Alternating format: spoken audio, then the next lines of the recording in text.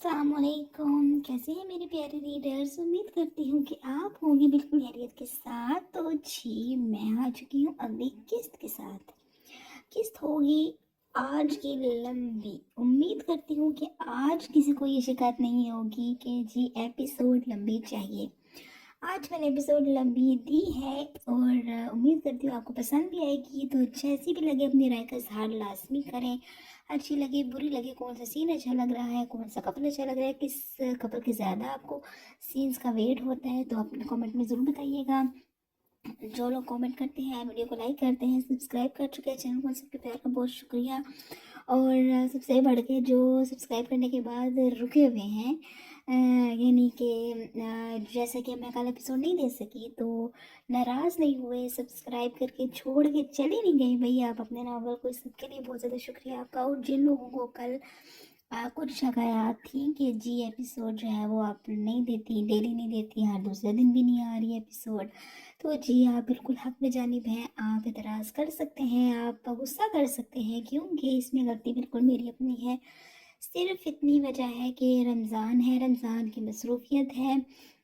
फिर ज़ाहिर है इस महीने का भी कुछ अपना हक है, वो भी हमें अदा करना चाहिए। लेकिन आप सबके जो राय है, जो शिकायत है, वो मैंने पढ़ ली है। उम्मीद करूँगी कि मैं इनको कोप अप करूँ और जल्दी से इन शिकायत को दूर करूँ, और ताकि आइंदा जो है वो आपको ये शिकायत ना हो। लेकिन एक बात मैं क्लियर कर दूँ कि एपिसोड जो है वो हर शुरू से ही जो इस नॉवल को मेरे साथ जो है वो पढ़ते आ रहे हैं, जो उनकी नहीं बात करी, जो कि बाद में जो लोग पढ़ना शुरू हुए और काफ़ी ज़्यादा एपिसोड्स आ चुकी हुई थी, तो अब होता है कि चले एपिसोड, ज़ाहिर सी बात दिल करता है कि नॉवल के एपिसोड जल्दी आए।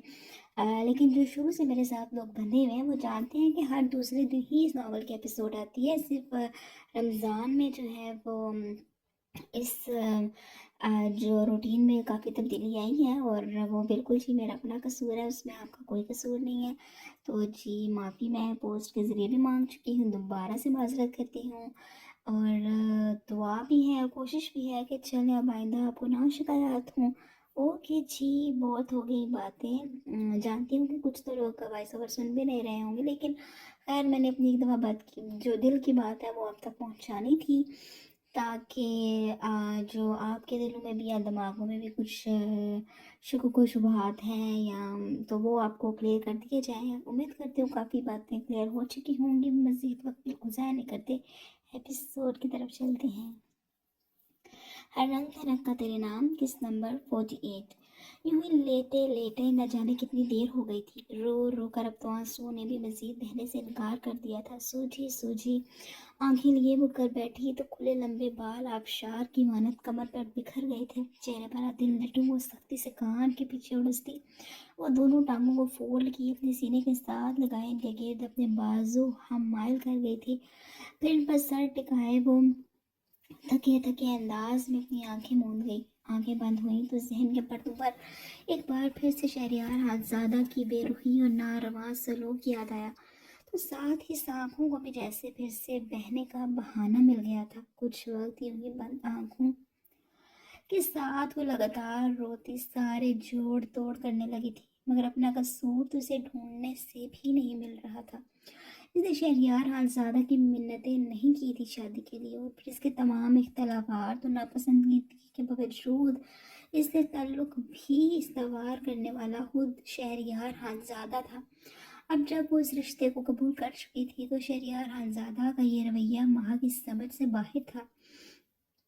अब जब खुदा उन्हें औलाद जैसे नेमत से नवाज रहा था तो शहरियार खानजादा का मातम करना बिल्कुल लायानी था। दफतन माहा सीधी होकर बैठी थी, नजरें सामने लगे वॉल क्लॉक पर उठी, जो कि काफी वक्त के गुजर जाने का ऐलान कर रही थी। लेकिन सब लोग नाश्ते के लिए पहुंच चुके होंगे। अपने वजूद से लिहाफ हटाती वो बेड से उठी तो कमीज पर पड़ी सिरबटों को हाथ से सीधी करती वो ड्रेसिंग टेबल के सामने जा खड़ी हुई। टेबल पर ब्लैक हेयर क्लिप को उठाते लंबे सिल्की बालों को गोल मोल करती। इन्हें क्लिप की सख्त गिरफ्त में जकड़ चुकी थी। ड्रेसिंग के साथ मौजूद सोफे पर से अपना दुपट्टा उठाती वो बाएं कंधे पर डालती, روم کے ساتھ ملحقہ اسٹڈی روم کی طرف بڑھ گئی تھی۔ خاموشی اس مسئلے کا حل بالکل بھی نہیں تھا۔ اگر شہریار حاجزادہ کو اولاد نہیں چاہیے تھی تو اسے جلد کوئی فیصلہ کرنا ہوگا۔ اپنی اولاد کو بھی اپنی محرومیوں میں دیکھنے کا حوصلہ ماہ میں بالکل نہیں تھا۔ جب اس کا باپ ہی خوبصورت اور خوشگوار احساس سے ناخوش تھا تو پیچھے کچھ کہنے کو رہ ہی کیا جاتا تھا۔ اسٹڈی روم کا ڈور کھول کر روم میں انٹر ہوئی تو دھوئیں اور سگریٹ کی اسمیل نے اس کا استقبال کیا تھا۔ ہر چیز گویا دھند میں لپٹی محسوس ہو رہی تھی اور سگریٹ کی اسمیل کے بھبوکے سانس تک لینا محال کر رہے تھے۔ ماں کندھے پر موجود دوپٹہ اٹھاتی اپنے ناک کو جلدی سے کور کر گئی تھی، مگر جس قدر روم میں دھواں تھا دوپٹے کے ناک تک پہنچنے سے پہلے ہی دھواں گلے تک پہنچتا اسے کھانسنے پر مجبور کر گیا تھا۔ دوسری جانب کھانسنے کی آواز پر آنکھیں موندے کاؤنچ پر آڑے ترچھے لیٹے شہریار کے وجود میں حرکت ہوئی۔ وہ سیدھا ہو کر بیٹھا تو نظر کھانس کھانس کر بحال ہوتی دوپٹے کو ناک پر جمائے ماہا پر پڑی تھی۔ شہریار جلدی سے اپنی جگہ سے اٹھا روم میں لان کی پچھلی جانب کھلتی کھڑکیاں کھول گیا تھا۔ ساتھ ہی روم میں روم فریشنر بھی اسپرے کر گیا تھا۔ کچھ سیکنڈ سے لگے تھے کہ ہوا کے کراسنگ نے روم کو سانس لینے کے قابل تو بنا ہی دیا تھا، جس پر ماہم دونوں بازو اپنے سینے پر باندھے شہریار کو گھورنے لگی تھی۔ اس کی جانب پشت کیے کھلی کھڑکیوں کے فریم میں اپنے بازو ٹکائے لان میں لگے بڑے بڑے ہوا سے ہلتے درختوں پر اپنی نظریں جمائے ہوئے تھا۔ کیا میں جان سکتی ہوں کہ آپ کی اس رویے کے پیچھے کیا وجہ ہے؟ ماہ تو ٹوک انداز میں گویا ہوئی تھی۔ شہریار حاجزادہ کے کانوں تک ماہ کی آواز پہنچی تو اپنا جبڑا سختی سے بھینچ کر رہ گیا تھا۔ ہاتھوں اور بازوں کی رگیں تن گئی تھی۔ میں کچھ پوچھ رہی ہوں۔ جب شہریار حاجزادہ کی جانب سے ہنوز خاموشی کا جواب آیا تو ماہ چڑھتی شہریار تک پہنچی تھی۔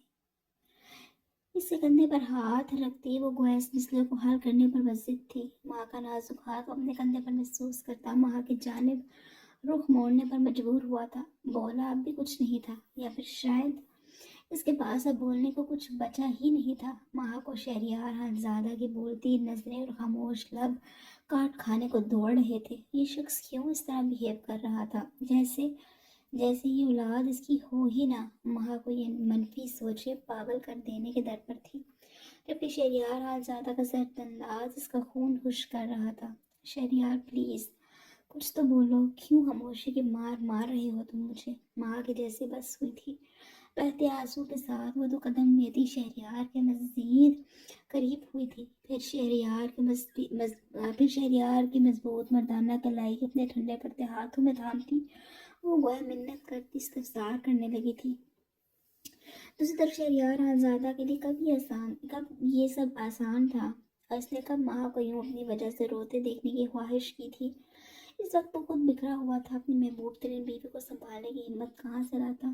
مجھے اس ٹاپک پر کوئی بات نہیں کرنی ماہ سے اپنے بازو چھڑاتا ہوا بات ہی ختم کر گیا تھا۔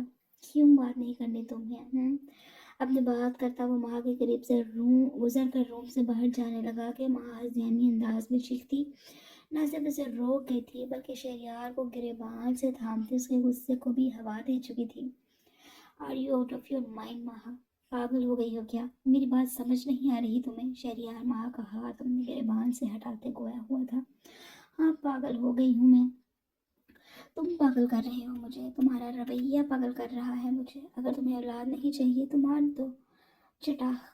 اور ماہ کی اونچی چیختی بے سر پیر باتوں کا لگام شہریار حاجزادہ کے بھاری تھپڑ نے لگایا تھا۔ روم کی خاموشی میں ماہ ساکت اپنے دائیں گال پر ہاتھ رکھے خود کو لال اگلتے نظروں سے گھورتے شہریار کو دیکھنے لگی تھی۔ تھپڑ اس قدر زوردار تھا کہ ماہ کو اپنا دماغ تک جھنجھناتا محسوس ہوا تھا۔ اپنا منہ بند رکھو ماہ، ورنہ تمہارا وہ حال کروں گا کہ تم پناہ مانگو گی مجھ سے۔ ماہ کی ان باتوں پر شہریار کا ضبط جواب دے گیا تھا۔ ایک ہاتھ سے سختی سے ماہ کا بازو جکڑے، دوسرے سے ماہ کا منہ سختی سے دبوچے وہ گویا پاگل ہونے کے در پر تھا، جبکہ ماہ اس کے حصار میں بالکل بے جان کھڑی تھی۔ اگر شہریار نے اسے نہ تھاما ہوتا تو شاید اگلے لمحے ہی زمین بوس ہو چکی ہوتی۔ کیا بکواس کی ہے تم نے؟ ہاں مجھے یہ اولاد نہیں چاہیے، یا پھر تمہیں؟ کیونکہ اسی اولاد سے بچنے کے لیے تو تم سو جتن کرتی رہی ہو۔ ماہ کو اپنے سخت اور مضبوط حصار میں قید کیے شہریار ایک لفظ چباتا بولا تھا، جبکہ ماہ وہ تو گویا آنکھیں پھاڑے سوالیہ نظروں سے شہریار کو گھور رہی تھی، جس کے بعد ماں کو اپنے سر پر سے گزرتی محسوس ہوئی تھی۔ اس سوال سے بچنے کے لیے کون سے جتن کیے تھے اس نے؟ کیا یوں حیران ہو کر کیا دیکھ رہی ہو؟ بس کر دو ماں، خدا کے لیے بس کر دو، یہ معصوم بننے کی ایکٹنگ کرنا بند کر دو اب۔ ماں کے یوں آنکھیں بھاڑ کر دیکھنے پر شہریار پر افسوس انداز میں گویا ہوا تھا۔ میں واقعی نہیں سمجھی تمہاری بات شہریار۔ ماں اپنا سوجا گال چھوڑے اب نئی فکر میں مبتلا ہوئی تھی۔ یہ کیا ماجرا تھا؟ یہ کون سے قصے شہریار زیادہ لے کر بیٹھ گیا تھا؟ او کم آن ماہا، اب یہ مت کہنا کہ تم برتھ کنٹرول پلز نہیں لیتی رہی ہو۔ شہریار کا انداز سراسر مذاق اڑانے والا تھا، جبکہ ماں کے بازو پر شہریار کی انگلیوں کی گرفت سخت ترین ہوتی جا رہی تھی۔ ماں کو اب معاملہ سمجھ میں نہیں آیا تھا۔ کون سی پلز شہریار؟ آئی سویئر میں نہیں جانتی تم کیا کہہ رہے ہو۔ ماہا شہریار کے اندر تک کھپتی انگلیاں ہٹانے کی تگدو کرتی اپنے حق میں بولی تھی۔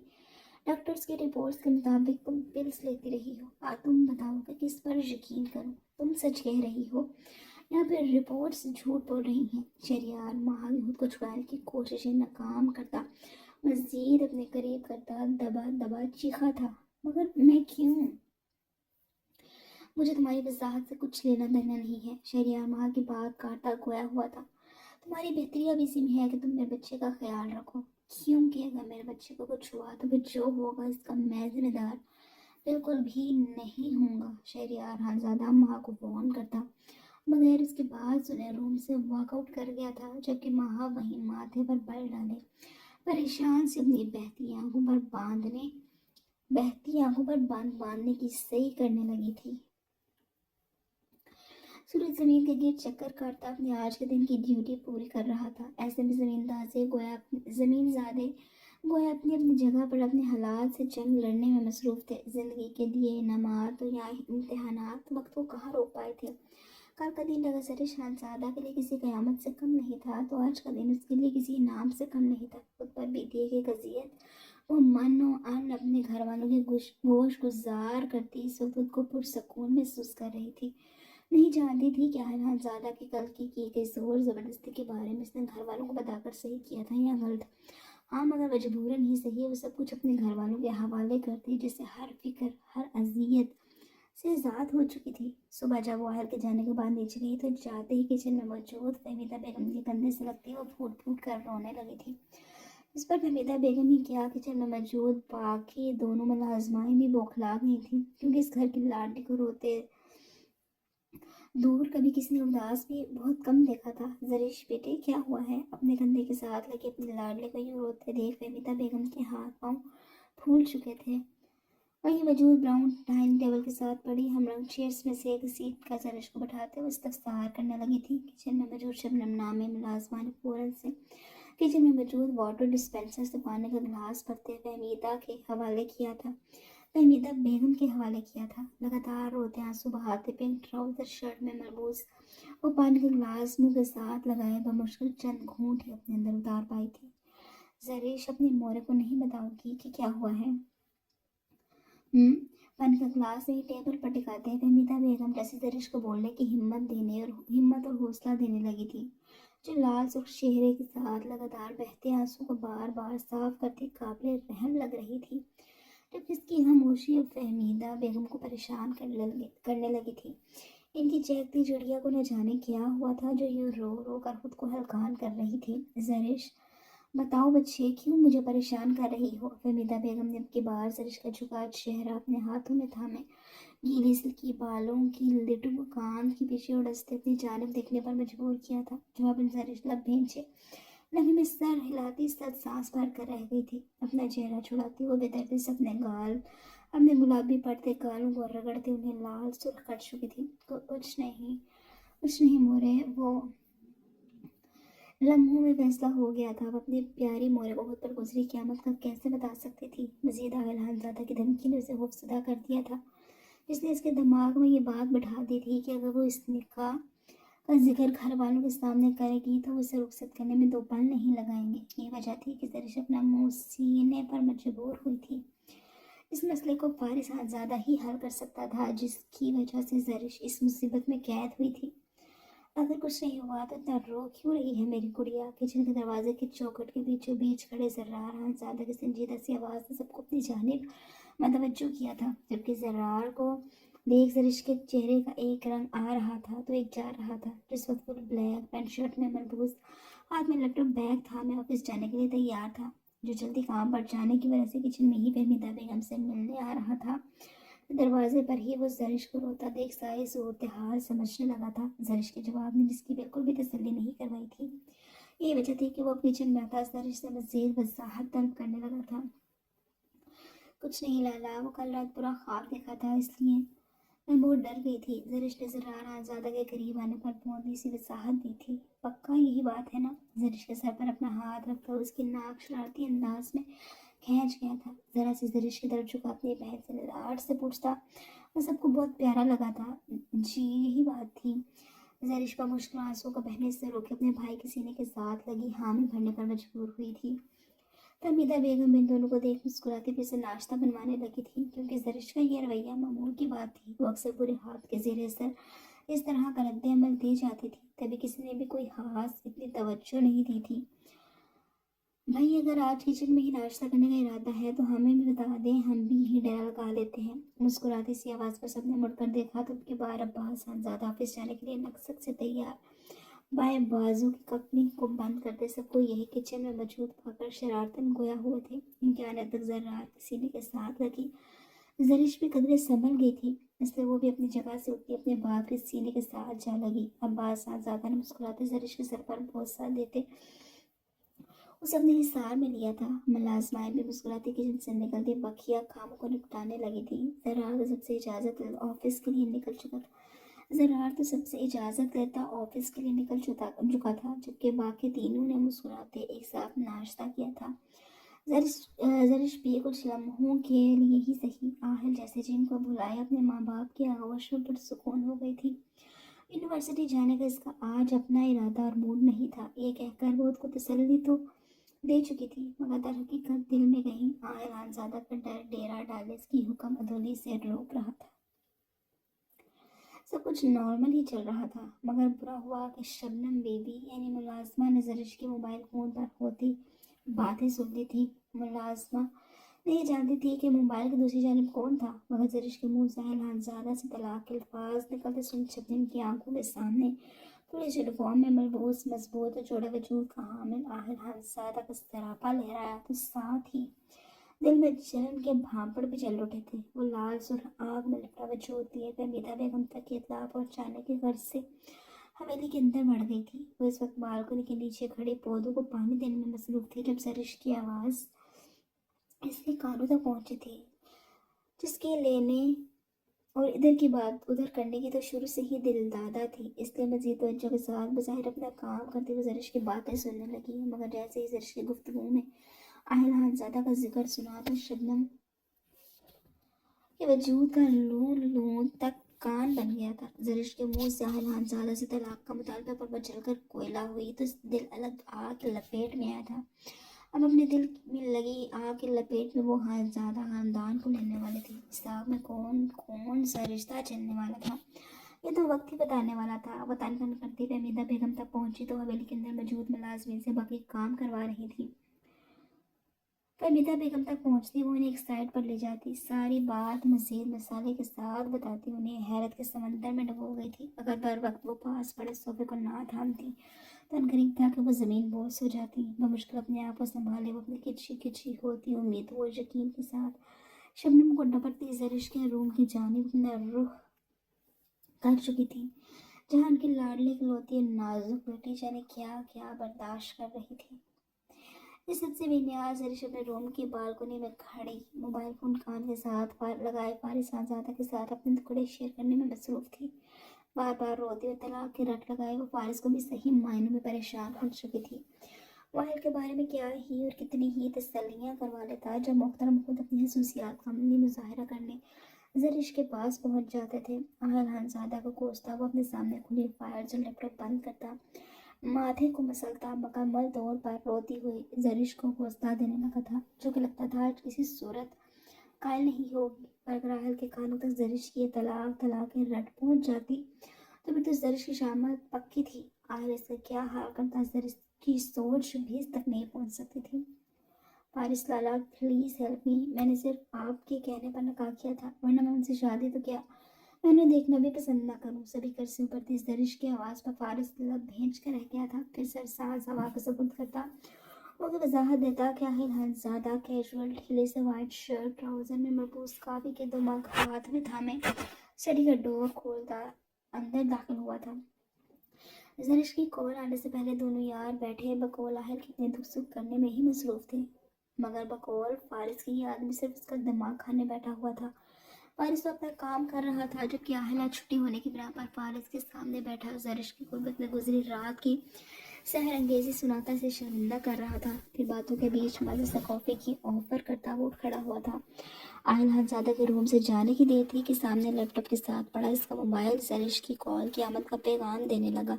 कॉल के दौरान फारिस यही दुआ कर रहा था कि आहिल को आने में लेट हो जाए ताकि जरिश की कुछ बचत हो जाती, मगर अब आहिल कॉफी लिए हाजिर हो चुका था। फारिस लाला आप चुप क्यों हैं? आप नहीं जानते, कल रात वो मेरे रूम में ज़बरदस्ती घुस आए थे, और तो और मुझे इतने अजीब तरीके से टच करते रहे, फिर मेरे लिप्स।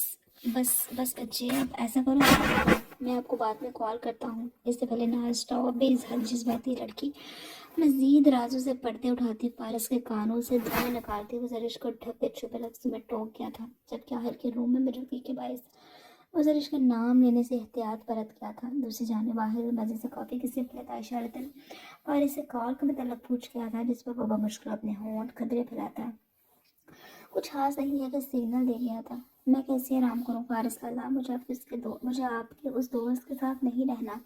जरिश की आवाज़ मोबाइल से निकलती फारिस के कानों तक पहुंची तो साथ ही आहिल हरजादा के माथे पर भी बल पड़े थे। कॉल स्पीकर पर नहीं थी, मगर फिर भी रूम में बेहद खामोशी होने की वजह से दूसरी तरफ से आती हल्की आवाज़ मोबाइल फ़ोन का वॉल्यूम फुल होने की बिना पर इतनी वाज़ेह तो ज़रूर थी कि आहिल जैसे अलर्ट इंसान को मतवज्जो कर लेती। वो जो मज़े से चेयर के साथ टेक लगाए हाथ में थामे काफ़ी के मग से घूंट घूंट कड़वा मशरूब अपने अंदर उतार रहा था, मोबाइल फ़ोन से आती आवाज़ को के बाहर इग्नोर न कर सका। माथे पर बल दिए कदम सीधे होकर बैठा तो साथ ही काफ़ी अमल अपने और फारिस के दरमियान में जो स्टडी टेबल पर रख गया। साथ ही वो फारिस को कॉल स्पीकर पर करने का इशारा कर गया था साथ ही वो फारिस को कॉल स्पीकर पर करने का इशारा कर गया था, जिस पर फारिस नभी में सर हिलाते वह मुश्किल मुस्कुरा के थम्स अप करता सब ओके है का जवाब दे गया, मगर मुकाबिल भी आहिल हंसज़ादा था। बगैर फारिस के ड्रामों पर तवज्जो दिए वो अपनी चेयर से उठा और टेबल के ऊपर से आगे होता। वो फारिस के कान के साथ लगे मोबाइल फ़ोन को लेता स्पीकर पर कर गया था, जिस पर फारिस बेचारा उसे सख्त घूरी से नवाज गया, मगर मुकाबिल परवाह किसी थी। मोबाइल फ़ोन स्पीकर पर हुआ तो साथ ही रूम में जरिश की आवाज़ गूंजी थी, फारिस लाला आप बोल क्यों नहीं रहे हैं? मुझे उनसे तलाक चाहिए तो चाहिए, अगर आप मेरी मदद नहीं करेंगे तो मैं ज़रार लाला से बात करूंगी, लेकिन मुझे अपने दोस्त के साथ कोई रिश्ता नहीं रखना। जरिश के मुंह से निकलते ये अल्फाज आहिल खानज़ादा का जख्ता समझ चुके थे। अब बहुत हो गया था, बहुत झूठ दे रही थी इस लड़की को आहिल ने, जबकि आखिर का सबसे लाल पड़ता चेहरा फारिस से छुपा नहीं रह सका था। जरिश पर बातें पढ़ता वो कॉल बंद कर देना चाहता था, मगर इससे पहले कि फारिस कॉल काटता मोबाइल फ़ोन से आती आवाज़ ने गोया संदूक में हरी कील पे ठोंक दिया था। यूं मालूम हो रहा था जैसे हवाएं आहिल हंसज़ादा की मुखालिफ सिम चलती हर फैसले इसके हलाक करवाने के दर पर थी। फिर कुछ लम्हे फारिस हंसज़ादा के मोबाइल पर मौजूद शख्स से बात हुई, जिसकी पूरी बात सुने बगैर ही आहिल हंसज़ादा गुस्से से तन तन करता रूम से निकलता चला गया, जबकि जाते हुए दरवाजे पर अपना गुस्सा निकालना नहीं भूला था, जिस पर मोबाइल फ़ोन कान के साथ लगाए फारिस हंसज़ादा महज नफी में सर हिलाकर रह गया था। हमीदा बेगम के रूम से जाने के बाद जरिश काफ़ी हल्की फुल्की हो चुकी थी, क्योंकि इसकी मोरे की फारिस हंसज़ादा से बात हो चुकी थी, जिसमें उन्होंने साफ साफ अंदाज महल के जज्बाती कदम की सख्त मजम्मत की थी। साथ ही इन्होंने फारिस हंसज़ादा की अलग क्लास दी थी, तो हम मिजाज और मामला फहम होने के बावजूद आहिल की इस एक्ट में उसका साथ दे चुका था।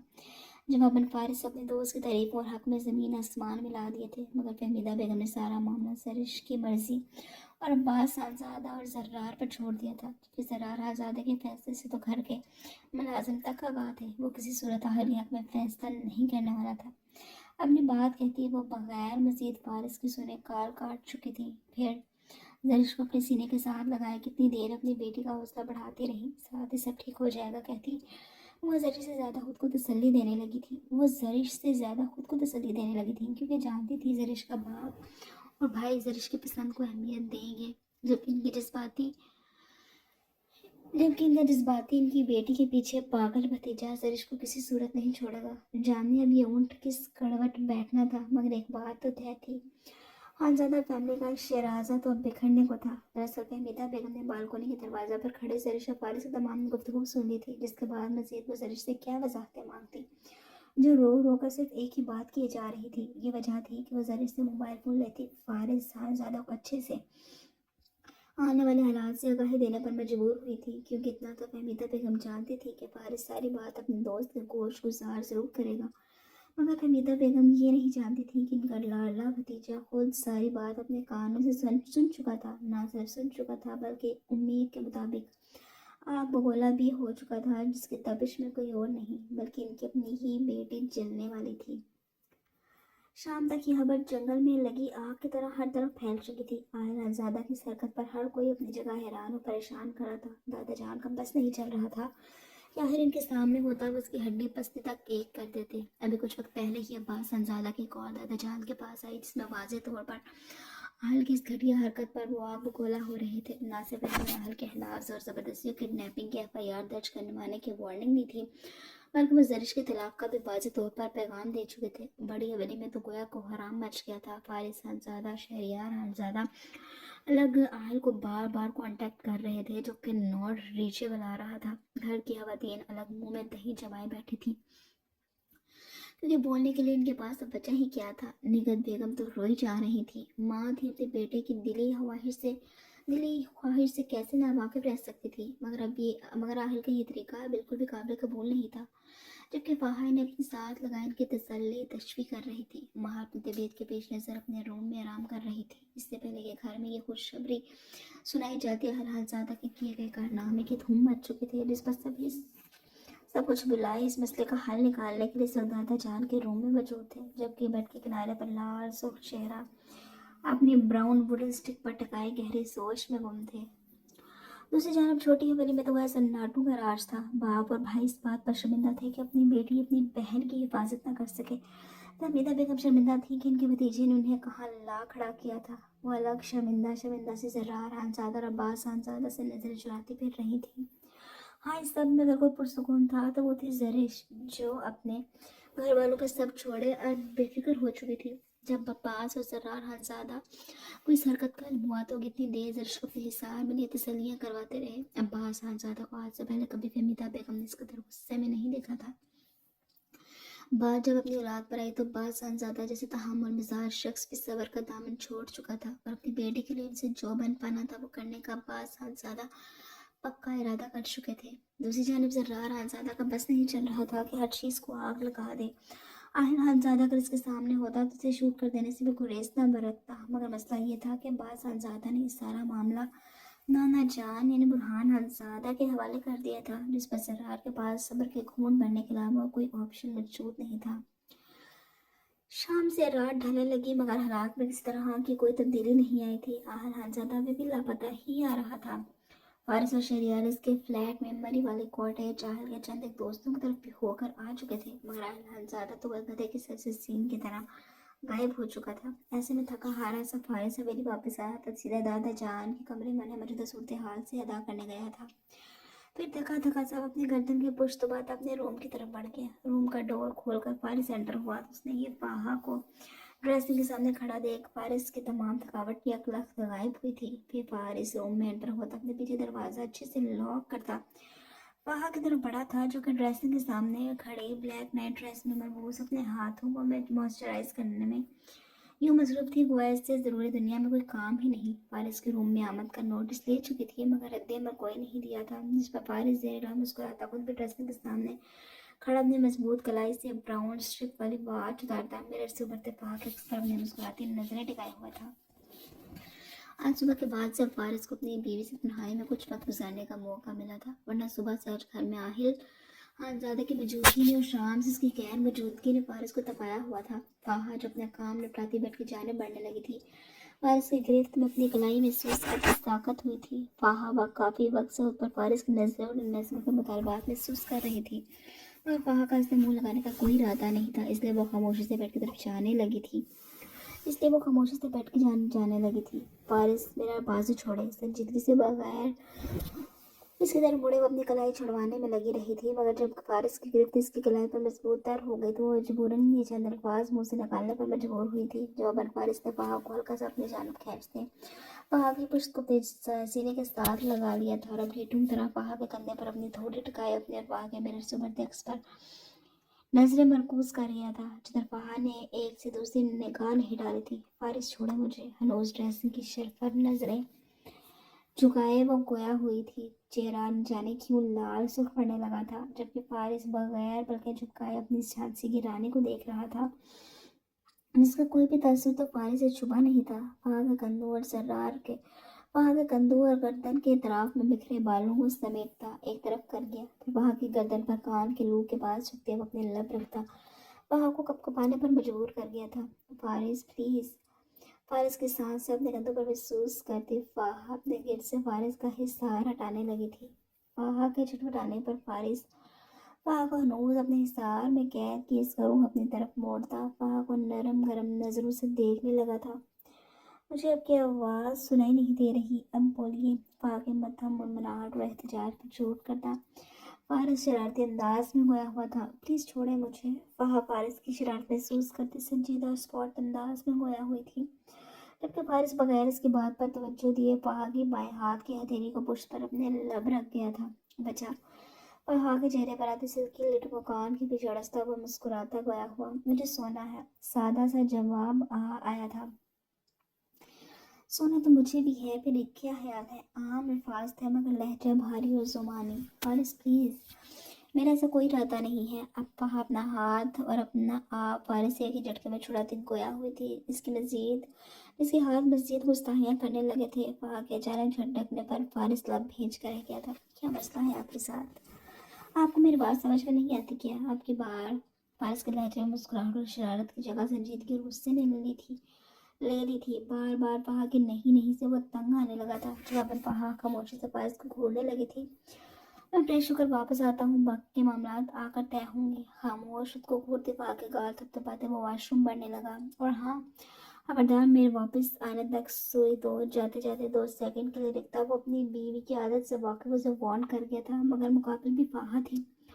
اپنے علاوہ کسی کی سن لے یہ تو ناممکنات میں سے تھا. فارس کے واش روم میں بند ہونے پر وہ سونے کے لیے بیڈ کی جانب تو کیا روم سے ہی نکل گئی. اب اس کا ارادہ اپنے روم میں جا کر سکون سے سونے کا تھا. نہ تو فارس اور نہ ہی فارس کی من مرضیاں، جو کل رات سے کچھ زیادہ ہی فری ہو چکا تھا. مگر اس سب میں وہ یہ بھول چکی تھی کہ فارس کے روم میں بھی اسی کا خون دوڑ رہا تھا. اگر فہا ضدی تھی تو فارس بھی اپنی آئی